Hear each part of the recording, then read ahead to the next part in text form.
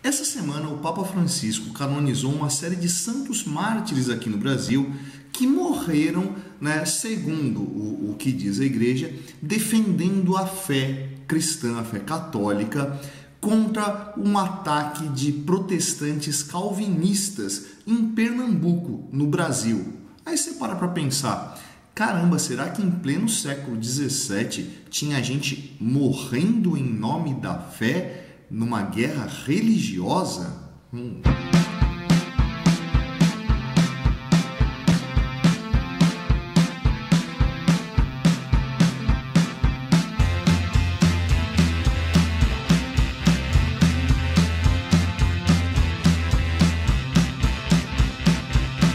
E na videoaula de hoje vamos falar então sobre a invasão holandesa no Brasil. Cara, para entender isso aí, a gente vai ter que primeiro pensar em alguns antecedentes que estão ocorrendo ali entre o final do século XVI e o comecinho do século XVIII. E lá na Europa. Bom, então vamos vendo o que estava rolando, né? Primeiro vamos pensando. Portugal e Espanha tinham descoberto a América, se tornaram grandes potências mundiais, explorando esse território aqui na América, e eles tinham alguns parceiros comerciais dentro da Europa. Vamos lembrando que o Brasil, nessa época, tem como sua principal fonte de renda a exploração do açúcar. E para onde ia o açúcar brasileiro? O principal consumidor do Brasil, do açúcar brasileiro, melhor dizendo, era a Holanda, através de Portugal, Era eles que refinavam o açúcar ali e depois aquilo era revendido pela Europa, Mas o principal destino do nosso açúcar ia de Portugal para a Holanda. Agora vamos pensar em Holanda. Bom, Holanda, tá ali nos chamados Países Baixos, Onde hoje está ali Holanda, Bélgica, Luxemburgo, que nessa mesma época ali no século XVI, por um determinado período, esse território aí era parte do Império Espanhol. E por uma série de conflitos internos, disputas políticas e questões diplomáticas ali, esse território estava buscando a sua emancipação do Império Espanhol. Obviamente o Império Espanhol desejava reanexar esse território ao Império Espanhol. Eis que ao mesmo tempo que tudo isso está rolando, acontece o quê? Aparece lá o rei português Dom Sebastião, Dom Sebastião que morreu sem deixar herdeiros. Cara, quando Dom Sebastião morre sem deixar herdeiros, vai rolar a chamada União Ibérica. Cara, eu já fiz um vídeo falando sobre isso aí, eu vou deixar um card aí para você dar uma olhada, no que é isso que eu estou falando. Mas, para resumir, morreu Dom Sebastião não deixou herdeiros, surgiu lá uma disputa política e quem vai assumir o trono português era o rei da Espanha, Filipe, E Dom Filipe acaba se tornando ao mesmo tempo rei de Portugal e rei da Espanha, Bom, o mesmo rei de Portugal e Espanha vai gerar uma interferência direta aqui na América, Vamos lembrando aqui que aqui no Brasil, nessa época, que o Brasil não era todo esse território que a gente conhece, tinha lá a divisão do Tratado de Tordesilhas.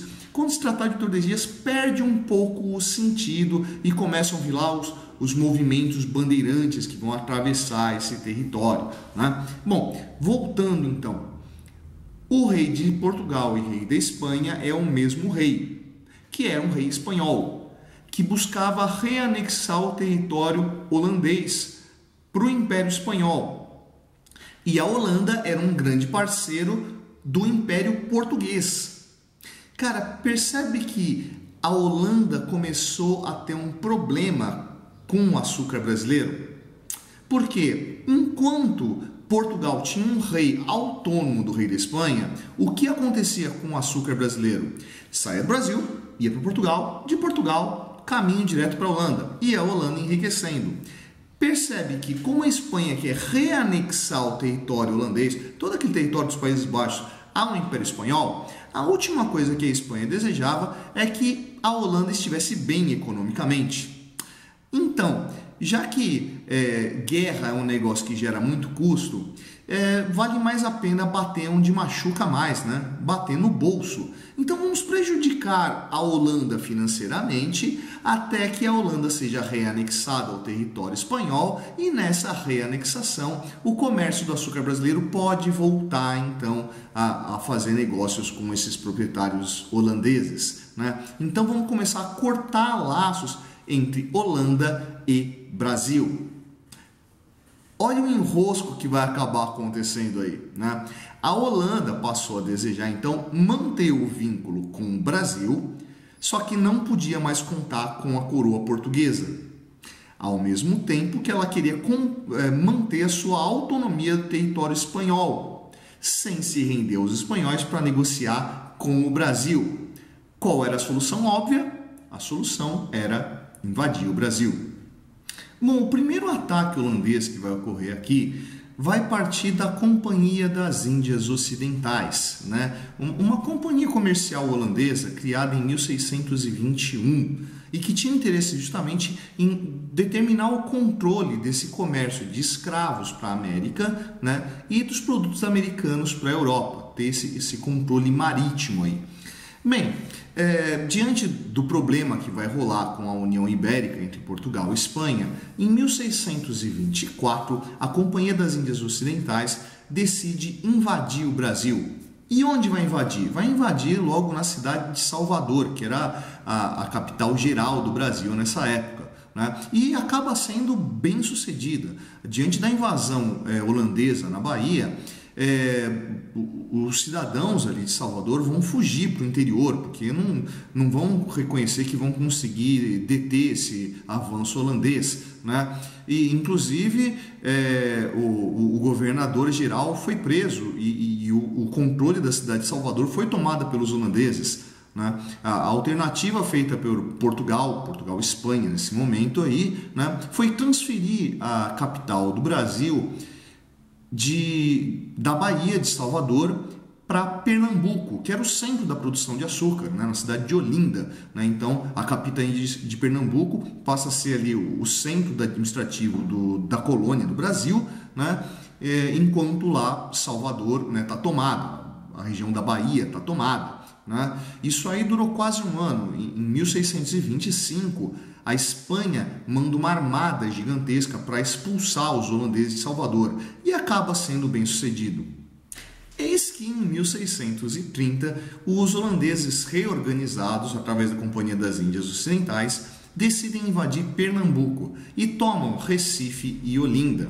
Cara, na hora que eles tomam Recife e Olinda, vai começar um confronto ali de guerrilha, né, entre os grupos ligados ao comércio português tradicional, né, e os grupos que vão aceitar a presença desses holandeses dentro do Brasil.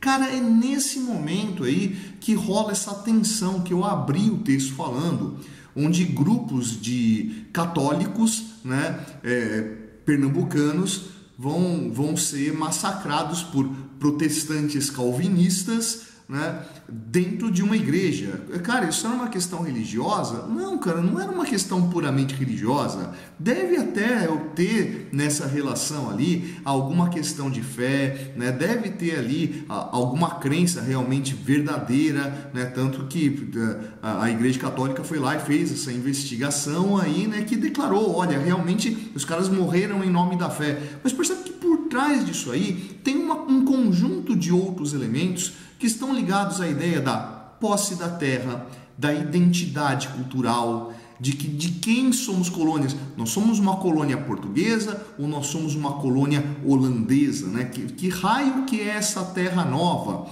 Lembrando ali que Pernambuco, como eu já disse, era o centro da exploração do açúcar, né? Era o território mais rico da nação, né? E aí, tomado pelos holandeses. E agora, o que somos nós? Qual é a vantagem que os holandeses oferecem a esse território para que a gente apoie ou não ele? Percebe que a guerra civil aí tem muito pouco de uma questão católica portuguesa ou protestante calvinista holandesa e muito mais uma questão de identidade, uma questão de a quem pertence essa terra, quem somos nós. Com o domínio holandês de Pernambuco, vai surgir o chamado Consulado Nassoviano, né? Esse nome dado em homenagem a Maurício de Nassau, um nobre holandês que vai ser o administrador desse território holandês aqui na América, na região de Pernambuco. Maurício de Nassau acaba governando ali desde 1637 até 1634.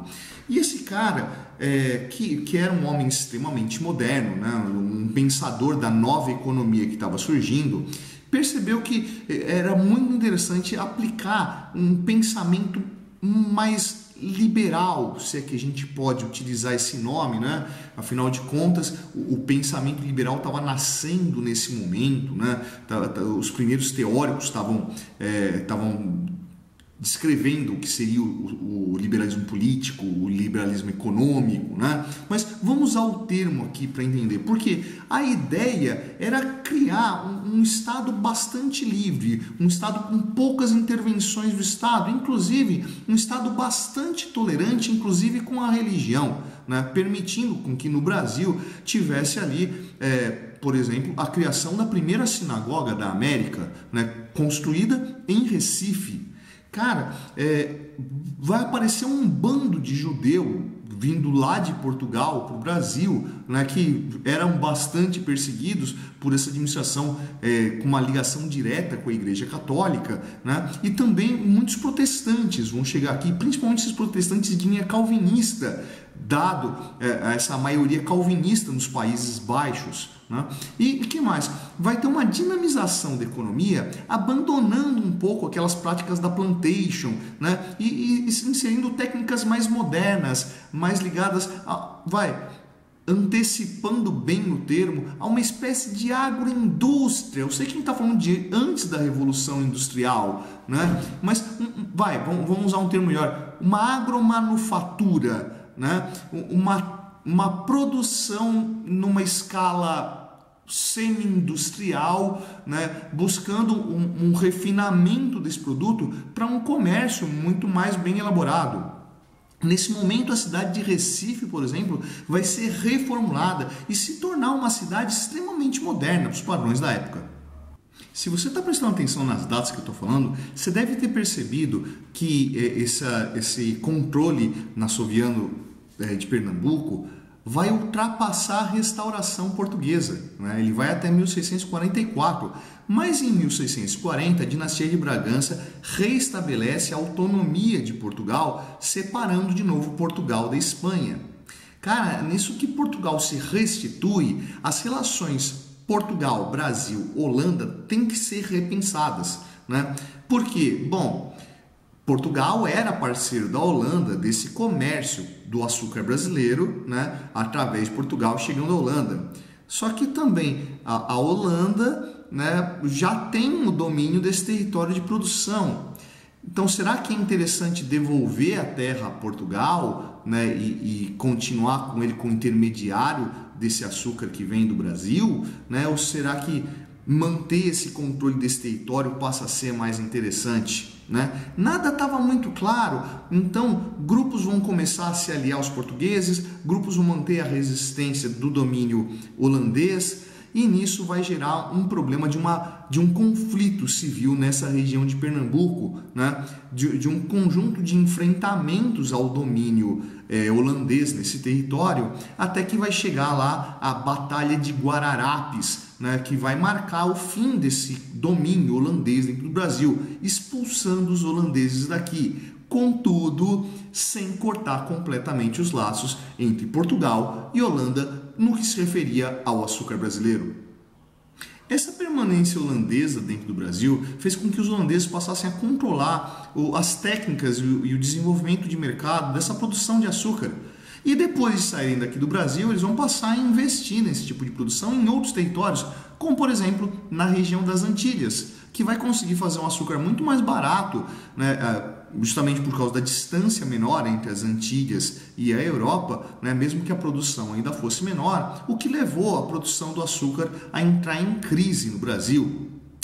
Pois é, então, a partir dessa invasão holandesa no Brasil, que se deu por uma questão que não era nem brasileira, nem holandesa, mas ibérica gerou efeitos à economia manufatureira do açúcar, semi-industrial do açúcar lá da Holanda e de todo o processo econômico do ciclo do açúcar dentro do Brasil.